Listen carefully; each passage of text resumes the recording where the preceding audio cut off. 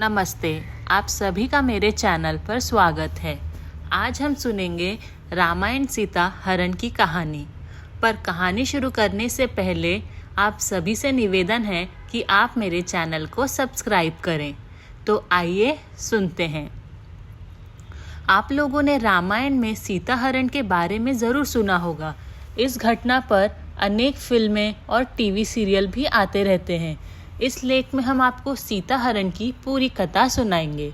रावण ने सीता का हरण किया था, जो भगवान श्री राम की पत्नी थी। इस घटना की वजह से ही राम रावण का युद्ध हुआ था। राम ने रावण का सर्वनाश किया था, बुराई को हराकर अच्छाई को जीत दिलाई थी। राजा दशरथ ने अपने पुत्र राम को वनवास दे दिया था। राम के साथ सीता और लक्ष्मण भी वनवास काट रहे थे।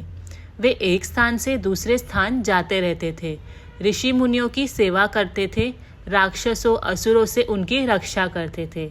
राम लक्ष्मण और सीता का वनवास का समय शांतिपूर्वक बीत रहा था। तभी राक्षस कन्या शूर्पणखा उसी वन में भ्रमण कर रही थी। पंचवटी में भ्रमण करते हुए उसकी मुलाकात भगवान राम से हुई।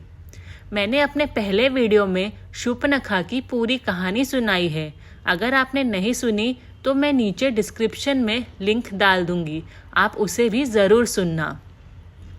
राम जी और लक्ष्मण दोनों ने शूर्पणखा से विवाह करने के लिए मना कर दिया। तब शूर्पणखा सीता माता को मारने के लिए जैसे ही आगे बढ़ी, लक्ष्मण जी ने शूर्पणखा की नाक काट दी। शूर्पणखा अपना प्रतिशोध लेने के लिए राक्षसों के राजा और अपने बड़े भाई रावण के पास गई। उसने पूरी बात चीखते हुए बताई कि किस तरह लक्ष्मण ने उसकी नाक काट दी। शूर्पणखा ने रावण को सीता के रूप और सुंदरता के बारे में भी बताया, जिससे रावण अत्यंत आकर्षित हुआ। वह अपने पुष्पक विमान में बैठकर आया और राक्षस मारीच के पास गया। मारीच के पास अपना रूप बदलने की दिव्य शक्तियां थीं। रावण ने मारीच से सीता हरण योजना में शामिल होने को कहा। पहले तो मारीच ने रावण को मना कर दिया, परंतु रावण द्वारा दबाव बनाने पर वह सीता हरण षड्यंत्र में शामिल हो गया।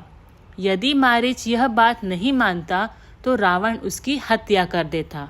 उसने प्रभु राम द्वारा मिलने वाली मृत्यु को चुना। रावण के कहने पर मारीच ने स्वर्ण हिरण का रूप धारण कर लिया और माता सीता का ध्यान आकर्षित करने लगा।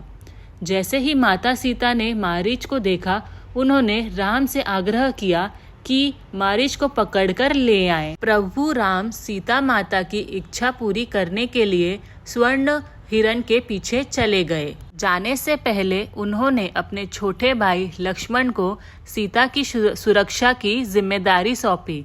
बहुत समय व्यतीत हो गया, पर प्रभु राम नहीं लौटे।